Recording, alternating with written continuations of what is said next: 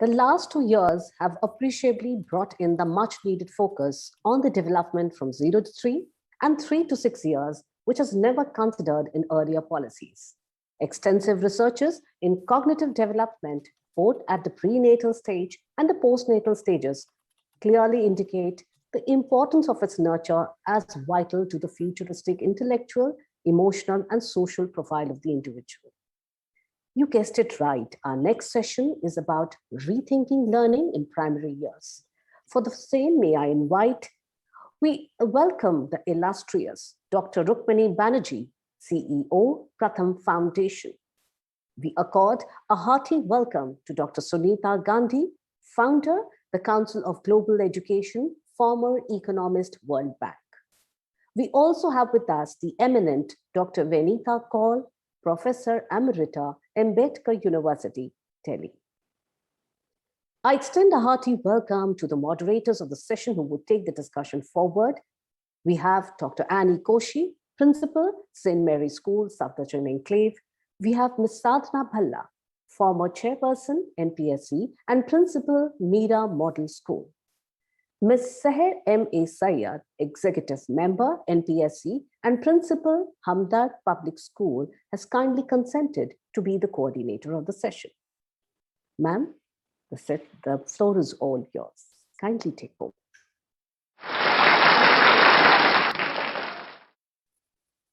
Thank you very much for Ritu for that lovely introduction. So we are on to the session. I'm so sorry, Dr. Kaul, Dr. Banerjee, Dr. Gandhi, that we are a little late, not a little, quite a bit late for the session. And I'm really thankful that you're still with us for that. My sincere apologies. The topic is rethinking learning in primary years. I think with the last 2 years, the whole COVID situation, Corona, has asked us to rethink many things. And primary and pre-primary are definitely areas that sometimes are neglected, but need much of our attention. And have we really done any rethinking? And to get on to the speakers who have much to offer, Dr. Gandhi, you have been talking, and of course, we all know of the immense work that City Montessori Schools is constantly doing. And you have talked about the experiments and research that go on in your school. And you particularly spoke about the Alpha, the Accelerated Learning Program that you have for all in schools. Could you sort of tell us something about it and how relevant it would be for the primary years? Yes, certainly. So a very warm hello to everyone present. Just would like to say that, look, I mean, for me, education has been the watchword from the earliest years. So I have that bit of possibility with a school as a laboratory and a large school like City Montessori School. But not just that, I've started a school called City International School way back when I came back to India. With the idea that my 2 children will study in a sort of experimental school, if you like. And my daughter has done really well. My son is still in grade 12, and she's made it to Harvard from that school. So I just want to say, and she came from a slum. She's my adopted daughter, and she knows that. She's adopted and she's quite happy with that. So the point is that, you know, how come that these children coming from almost any background do very well? And one of the discoveries has been about aspiration. So when you add education with aspiration, it tends to yield a better result, number one. Number two, I've been looking at the idea of getting the children to learn faster, which we all want. I mean, every school. Now we're mostly all progressive schools here, private schools, if you like. But where my greatest learning was working with the underprivileged children. And that is because when we look at the underprivileged children, we have many more constraints to think of. They don't have that much time. They don't have the resources. The teachers, we can assume that, especially in the slums and villages, we can assume that the teachers will not be as well trained as our school teachers. And in fact, sometimes it'll be just volunteers, low paid, zero paid volunteers. So anytime, anywhere education. So how do we do that? So the question I posed, a research question, was can a child or an adult who already knows his language, can speak, everything is good, can they learn to read in just 1 month from ground zero? They don't even know the letters. And is that possible? Is this an oxymoron? And that also with just 15 minutes per day. So in that experimental work with the children of the slums and the adults, came up with a lot of new ideas for how to get them to up to speed with what are now the government really pushing for, as the foundational literacy and numeracy skills as per Nipun Bharat for the children, and then for adults also that they need to learn very quickly. But to do so, you have to probably think in a vastly different way. And because I had the laboratory, I could do anything, and therefore there was no constraint like, okay, the parents will form a beeline out of the school, and all sorts of crazy things will happen if I try to be very experimental. So I'll show you a video because I think that will tell you a story rather than anything else. First, I'll show you a video of paired learning concept, which has been introduced in the what I call the global dream literacy or disruptive FLN, where basically the children are learning literacy and numeracy skills in a vastly different way. And the volunteers are, or the people who are teaching are merely sometimes grade 3, 4, 5 children also teaching each other, or they're older children teaching an adult or another child, like in a SUPW context. So right now we have, after the Omicron, we restarted the project with the older children teaching an underprivileged child or adult. And presently 30,000 children are doing so, started in January with a break, and now again you're into the groove. And in addition to that, some 500,000 children across India in 13 Indian languages have done the same. They've taken up the SUPW project because it is so simple to teach with. I think anyone can be a teacher. We've done it with village women with grade 3 knowledge and so forth. So I'll just show you a very, very quick snippet. If I have video access, please may I share my screen?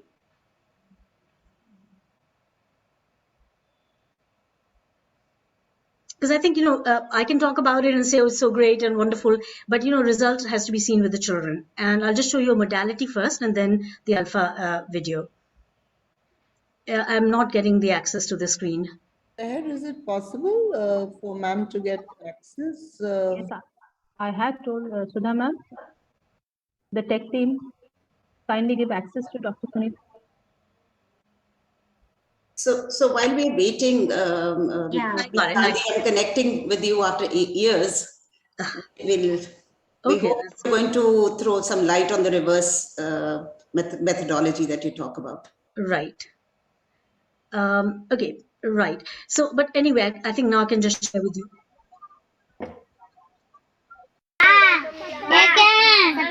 सपेरा की balloon दोनों मिला ये क्या है पतंग ये क्या है पा रस्सी रा पाड़ा पड़ ये क्या है.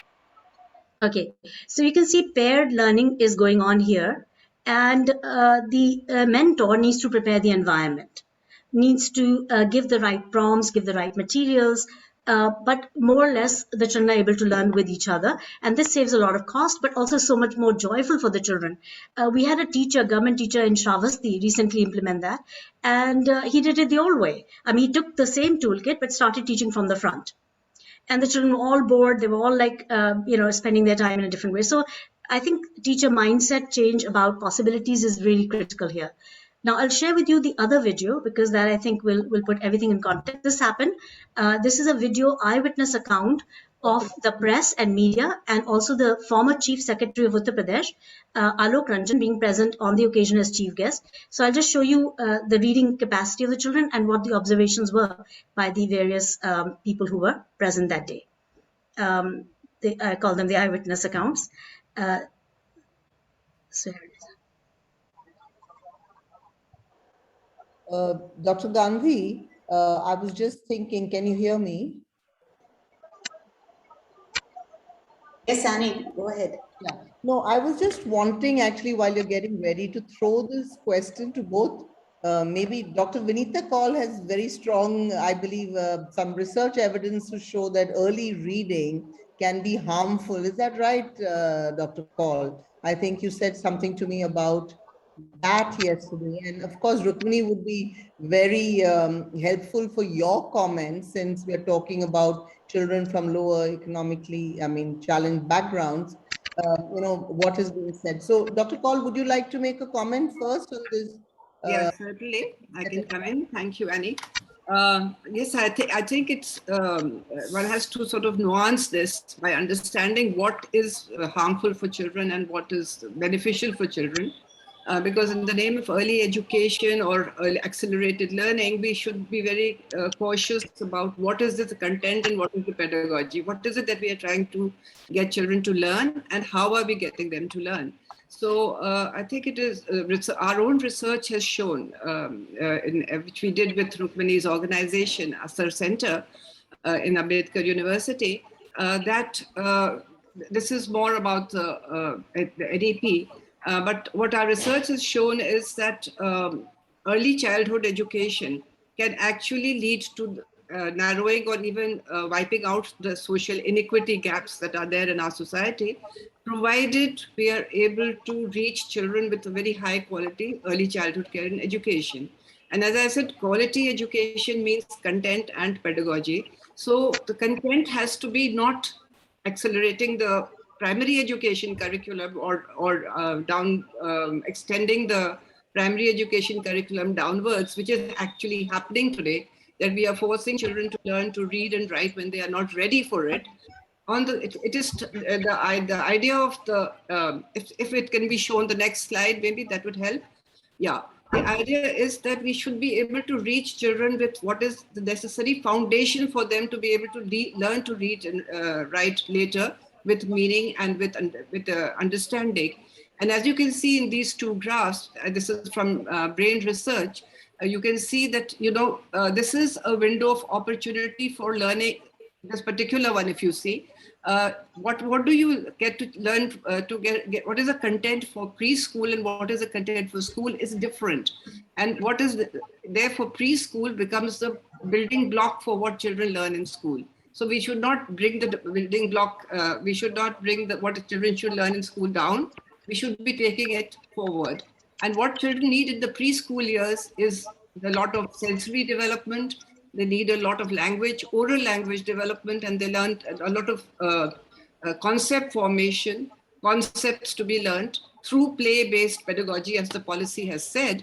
And all this in a very, very caring and compassionate and protective socio-emotional environment. So that is what children need. If they get that kind of foundation, that has led to children being able to do very well in the school years and be able to learn very well.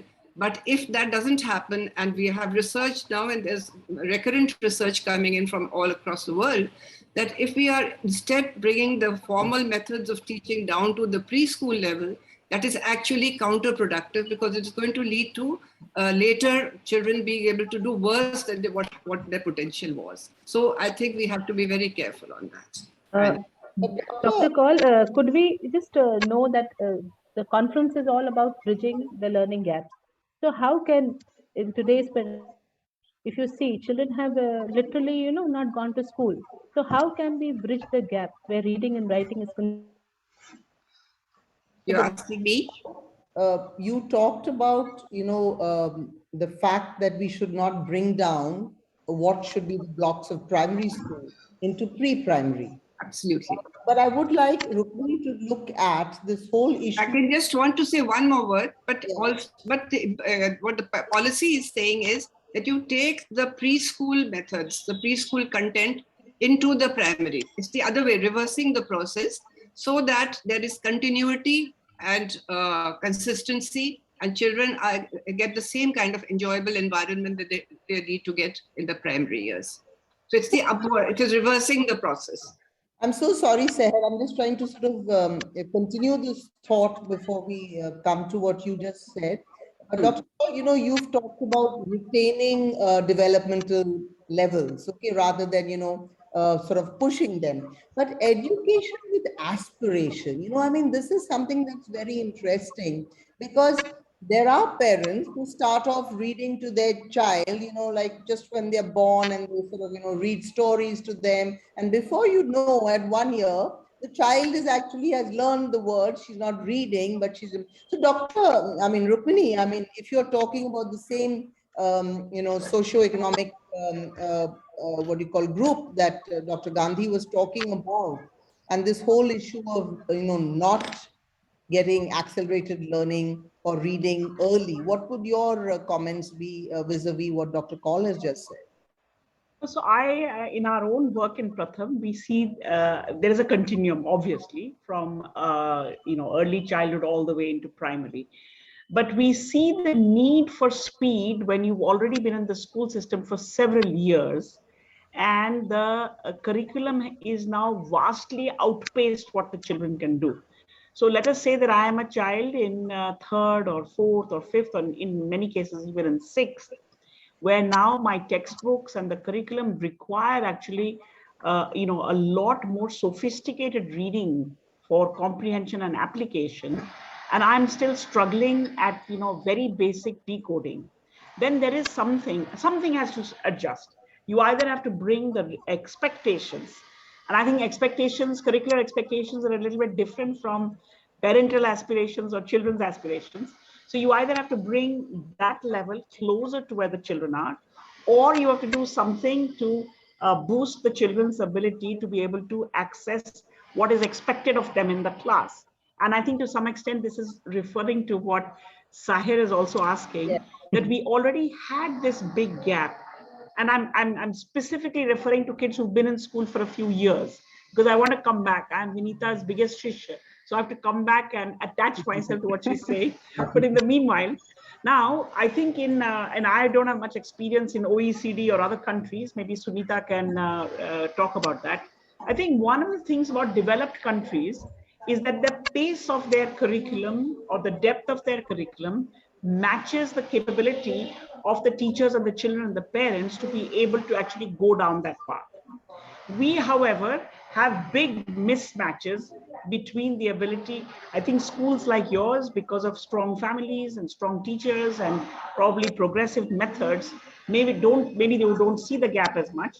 But I would certainly say that in the last 20 years, where almost every child in India is now enrolled in school, the mismatch is even more obvious, and therefore methods of what to do here need to be thought about. Now, we use a method that is called teaching at the right level, which is completely common sense, that you start with where the child is and move upwards from there. I don't want to get into the details of what those methods are, proven to be quite effective. But I think that the core of that is not so much reading and math. We used vast amounts of little drops like an SMS or a little WhatsApp, but followed it up with conversations with parents. इस हफ्ते में मैंने जो भेजा था आपको कैसा लगा, उसमें से कौन सी गतिविधि किसके साथ की गई, and we learned a lot about parent engagement. What did they like? Why did they like it? Why did they do this with their child?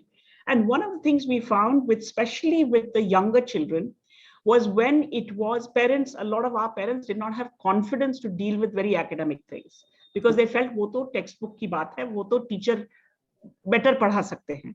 But with the early years, whether it was the Anganwadi age group or the 1 and 2, we found that activities which engaged things in the household, which involved oral activities, mothers were very happy to get more and more inputs to do it.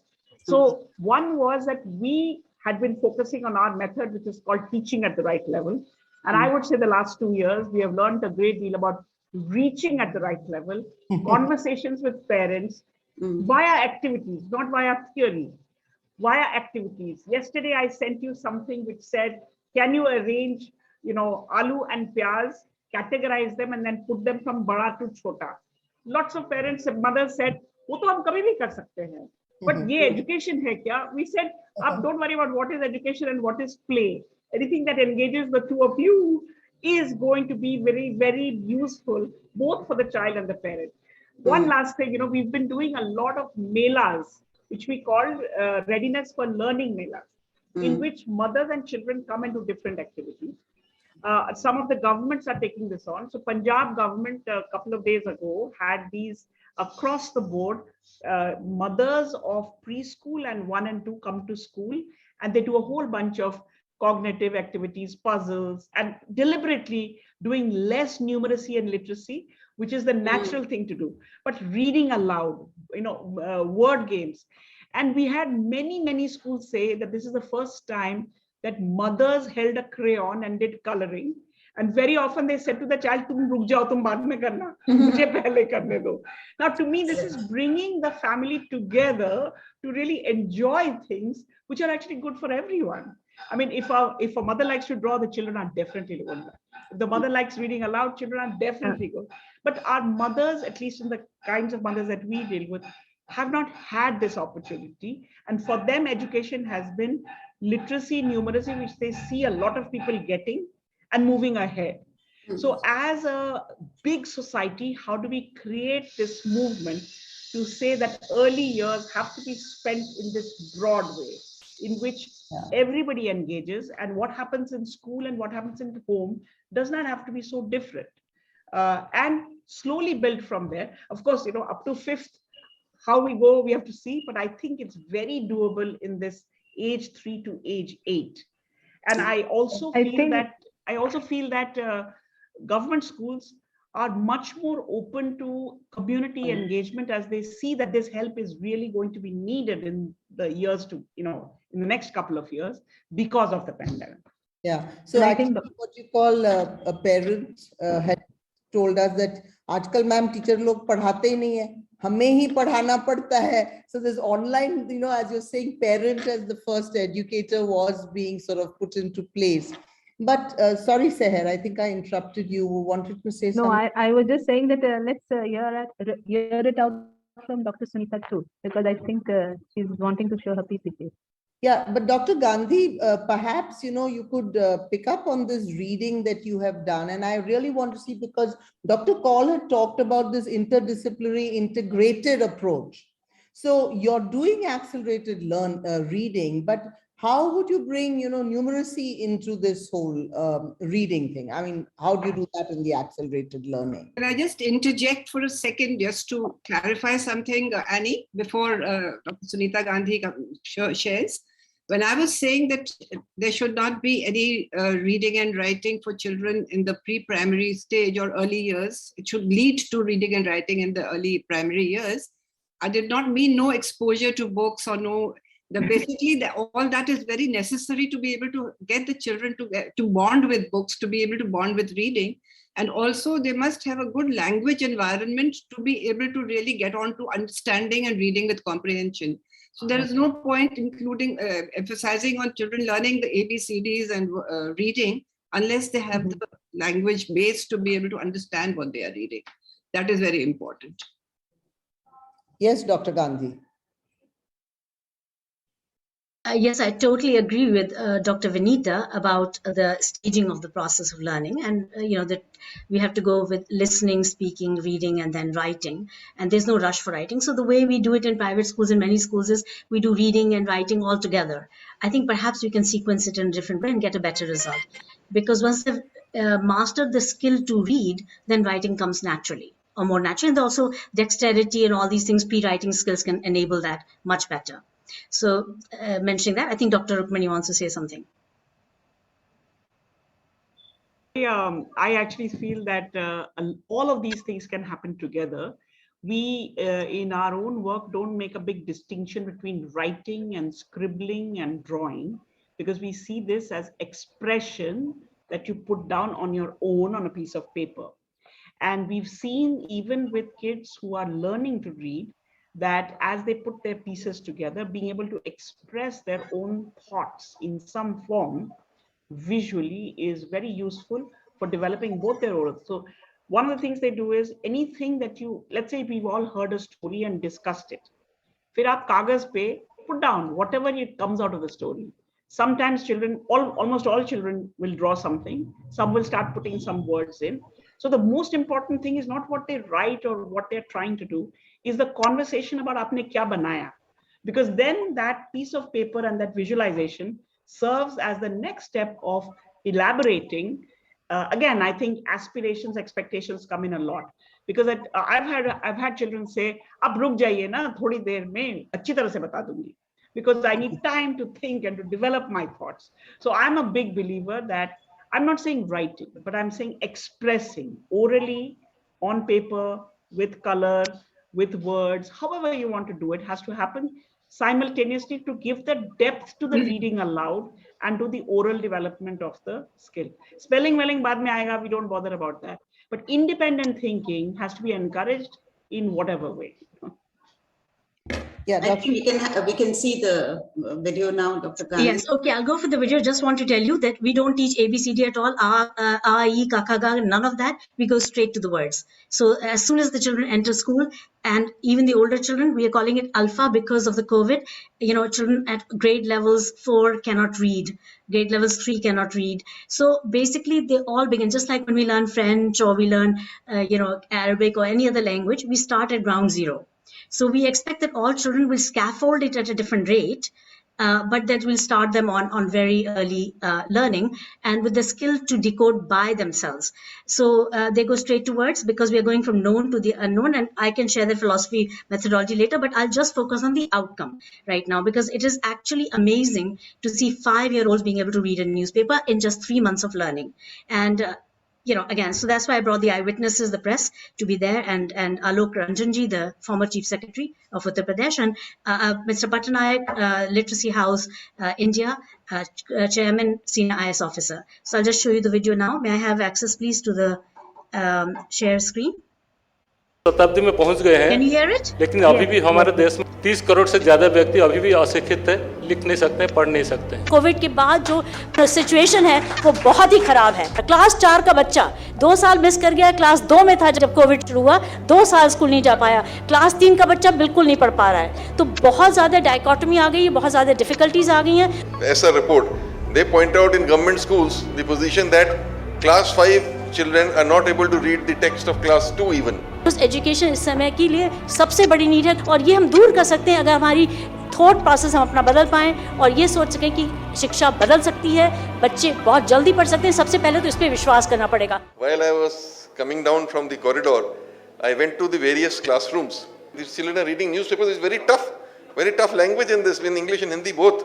इसको ये लोग पढ़ रहे हैं इतनी खूबसूरती से, ये बहुत ही बड़ी बात है इनके लिए जिस लेवल तक ये पहुंच गए हैं। Everybody. Who wants to read in English? How many hands up? Who wants to read in Hindi? All of you also want to read in Hindi. Rules to fix responsibility for managing plastic waste. New Delhi, aiming to deal with the menace of plastic waste through streamlining collection and recycling. Indian companies support motorsport and help Indian drivers create a name in the world. Very good. UP बाकी प्रदेश में शामिल होने के लिए a plant-based diet reduces chronic disease risks and strengthens ecology.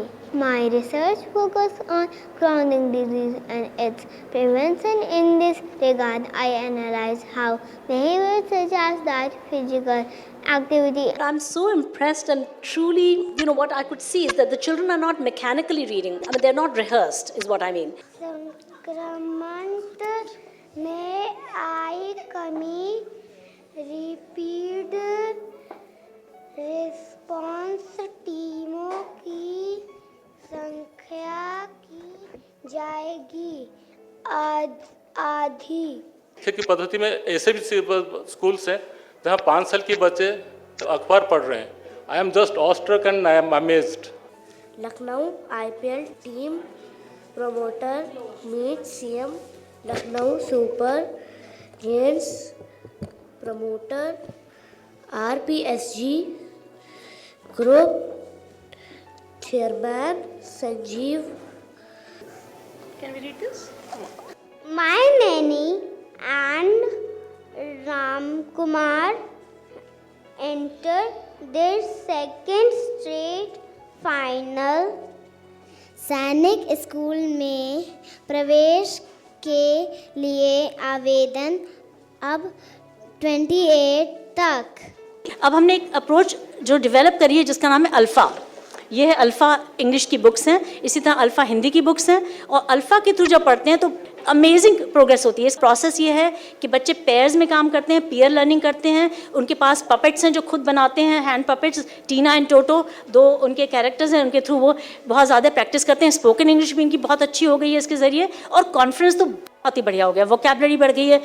This year we have implemented Alpha books and Dream book toolkits. The process is different. The technique is different. Children are learning by themselves. We need to tell them what we are expecting from them, and that creates an environment of self-learning. They work in a pair. It involves the cooperation among themselves. They have to decode the things themselves, like we move from known to unknown. We never give the answer. इन्होंने कितने महीने पढ़ा ये भी आप सुन के हैरान होंगे। मात्र 20 मिनट प्रतिदिन 3 महीने में ये पढ़ने लायक हो गए अखबार के, और कुछ भी पढ़ सकते हैं। आज जो ये पढ़ रहे हैं वो आज के पेपर्स हैं आपके, तो इरेट के नहीं आए हैं, ये एक्चुअली कर रहे हैं, और इनको किसी ने प्रेशराइज नहीं किया, ना इनके ऊपर जोर डाला गया। अल्फा मॉड्यूल बनाया है जो कि और भी फास्ट है, जिसके अंदर की स्कूल के अंदर क्रांति कर सकते हैं। तो बच्चे बहुत ही हल्की, ये बच्चे 3 महीने में पढ़ने लिखने लायक हो गए। रिवर्स मेथोडोलॉजी हम नॉर्मली पढ़ाते हैं A for apple, B for boy, S for not, हम ये सब पढ़ाते ही नहीं, हम तो अल्फाबेट पढ़ाते ही नहीं, सीधे जाते हैं शब्दों पे। Coming to City International School was a fantastic experience, especially looking at the work which the Devi program is happening, the FLN, and the students, the way they were reading. It was really an eye-opening experience. Thank you so much for having me here. Dr. Gandhi, can we stop this now? Yeah, we can.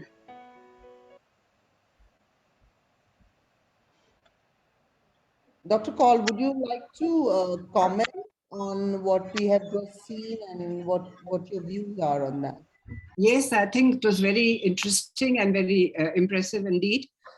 I think that for me, coming from the background of early childhood pedagogy and curriculum kind of experience, I think that what I really liked was that it provides a lot of opportunity for children to do peer learning, to do paired learning, to be able to work with each other, to be able to sort of, the excitement, the environment was very, very conducive. And I think that is very important. But what I would like to say is that one of the concerns that one of the priorities that we should have, especially in the primary grades and also early childhood, it is expected, but not in primary. Primary grades should be that we should be thinking in terms of that we are teaching a child and not teaching subjects. I think that is something that is very, very important, because children learn holistically. They learn whatever has to be learned in there are no categories in the minds of the children. There are no compartments. The children are learning holistically, and therefore it is very important to concentrate on a pedagogy that really allows them to be able to learn holistically. And that is one of the things that I saw in the video, that they were being given opportunities to learn with each other, because that I think is very, very important. But at the same time, I would also like to say that we should be going beyond reading and writing, because it is very important. The NCERT has come up with 3 goals for early childhood education, and I think that goes into, as Rukmani was saying, it should go all the way up to the secondary even perhaps. Which is basically on how children should become effective communicators, they should become effective learners, and they should become, they should be able to care for the environment, learn about the environment, they should be able to learn to live with each other. And going back to that old document that was there that talked about the 4 pillars, learning to learn, learning to be, learning to live together, and learning to learn. So I think those are the things that we have to keep in mind, the framework, and not just get kind of bogged down by just teaching children to learn to read and write. Because even learning to read by itself has little meaning unless there is the reading with comprehension, reading with interest, and learning and reading and imbibing what they are learning. Yes, yes. I think that's Dr. Rukmini, would you, sorry, Dr. Gandhi, you want to respond to that? Yeah, I actually agree with Dr. Vinita completely. And this is just a snippet of what I've shared with you, because they're only doing 20 minutes on this in a day. They're doing 20 minutes on numeracy, they're doing 20 minutes on so many other things, but 20 minutes also not a restriction. In the sense, if they want to read longer, they can. If they want to do numeracy, they're doing a lot of numeracy science experiments, heavy and light with buckets and all that. Today, I saw them pouring and making, like the whole class. I can show you loads of other pictures and videos of children being joyfully engaged in a variety of activities. What is really interesting about this methodology, the alpha methodology, is that children are learning the 6 C's, which is the point you've made. So 6 C's are communication. There's a lot of communication when they're working with each other, done more than when the teacher is talking. Then there is, the collaboration, huge. Critical thinking, huge, because they have to pose questions for each other. They have to ask each other questions. With the Toto and Tina, they have to ask each other, and they have to think at many levels. Then there is creativity, tremendous amounts of creativity, because they have to use whatever the materials are in the environment, collect leaves, stones, whatever, and work with the local materials. And then there is a character, huge amount of character when they're interacting with people. They learn to negotiate, to learn a lot of life skills as well. And then finally, the idea of citizenship, like environment and so forth, are all inbuilt. Now, if we try to do those separately, it is a massive project. But if you put it in the process, it becomes a natural thing. And for the teacher also, because she, or he is really constrained with their own old thinking, and how do they create the materials, so the alpha process gives you the module, which is like a lesson for the child, not for the teacher, to read and interpret. And then there are prompts. The prompts are used by the teacher to say, okay, this is your task for the day. Would you like to do that? And here are the materials. Teacher has to prepare the materials, make sure they're there, and things like that. And they have to talk positively. They have to expect all the children to learn from each other. They have to pair up the children. They have to help them make the puppets, things like that. Enable, but not teach. So the teachers are not expected to teach. Thank you. Dr. Rukmini, I'm going to give you the last word, okay, before I move to Seher to do the vote of thanks. Tell me, this whole business of, new ways of teaching, new understanding, are these new ways and do we sort of, throw the baby and the bathwater out and now, look at these new ways? How does it really pan out if you think that we've got years of research, but now we're going to look at new ways? No, I think that I think there are some key elements. I mean, even in the video that Sunita just showed us, apart from, of course, the kids who are very impressive, I really like this idea of a mother teacher or a teacher mother, that it's not a new way. Mothers have been around forever, teachers have been around forever. But I think the fact that you can all participate and engage in the learning of the child, maybe the pandemic has just, pushed us a little bit in that direction. I think the fact that, we've always had instructional methodologies. There's often, different methodologies that come in. But this view that you look at a long run impact of, whatever you're putting in place, I think that's not new, I think, but we just need to look at it in different ways. What is new, I think, is that today, and one of Sunita's guests, Alok Ranjan, referred to the Asar report.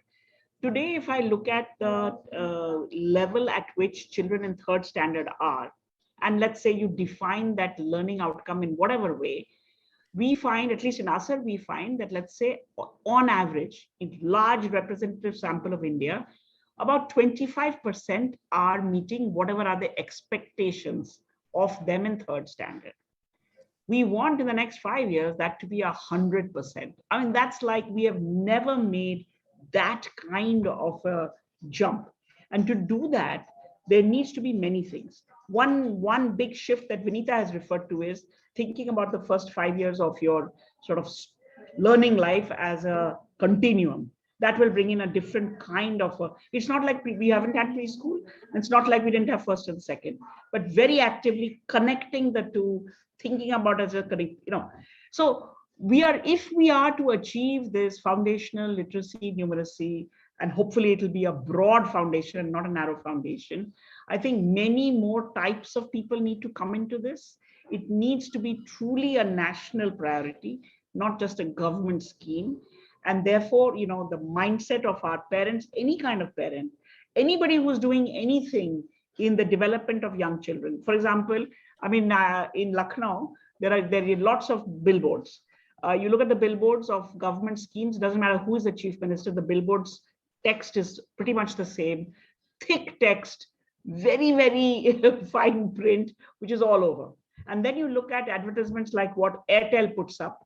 No Sanyuktakshar, simple words, big font.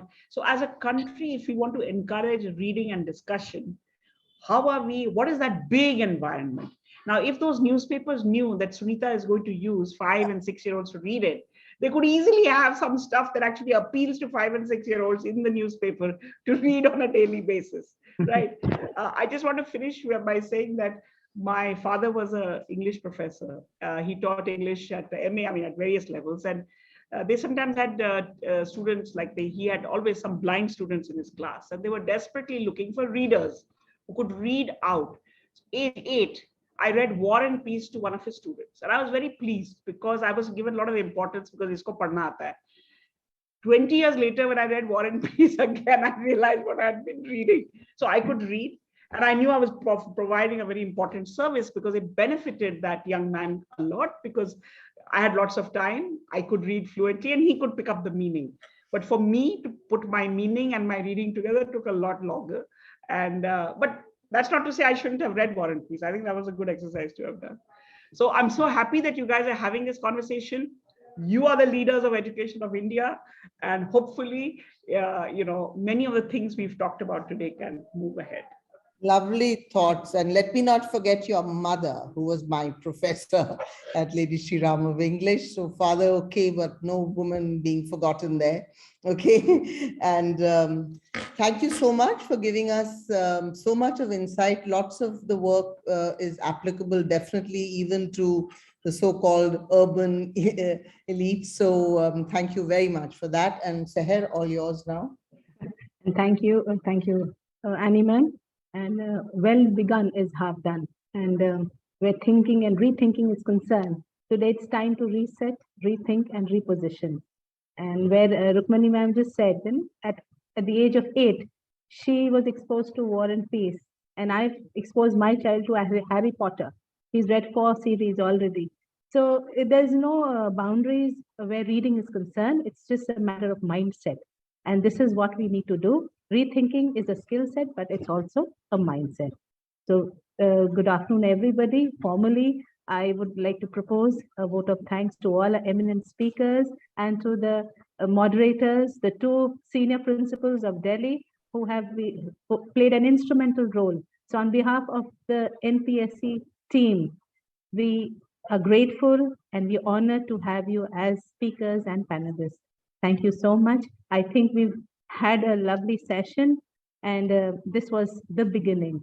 There's yet a lot more to come and unveil. Thank you so much. Thank you. Thank you. Thank you, panelists, for this insightful session.